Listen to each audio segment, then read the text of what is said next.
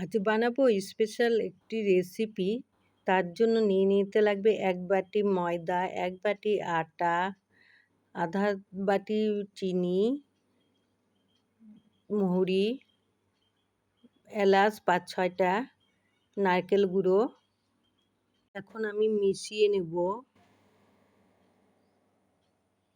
এর মধ্যে আধা বাটি সুজি আর ঘি দিয়ে আবার মিশিয়ে নেব। ঘিটা একটু বেশি দিতে লাগবে যাতে খাস্তা হয়।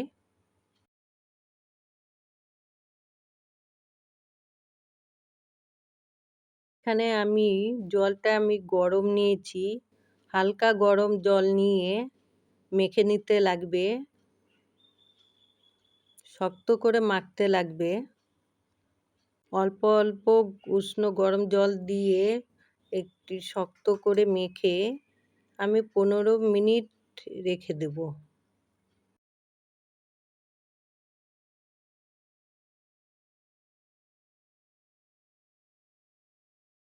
হাতের তালুর মধ্যে তেল বা ঘি মেখে নিতে লাগবে, যাতে আটাটা হাতের মধ্যে না লাগে। একটি কাঁটা চামচ দিয়ে আমি ডিজাইন বানিয়ে নেব। আপনারা আপনাদের পছন্দ মতন ডিজাইন বানিয়ে নিতে পারেন।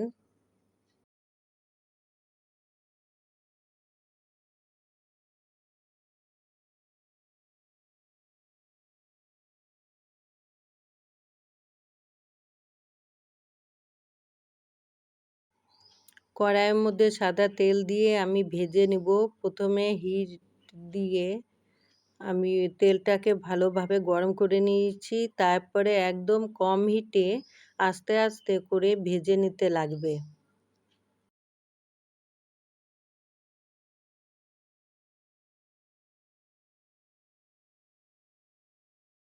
এপিঠ ওপিঠ করে লাল লাল করে আমি ভেজে নেব।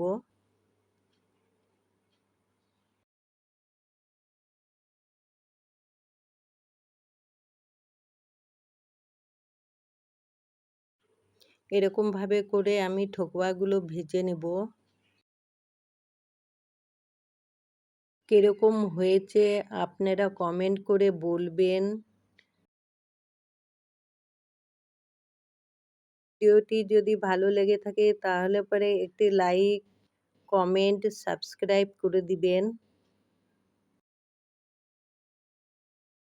এরকমভাবে করে আমি সবগুলো ভেজে নিব।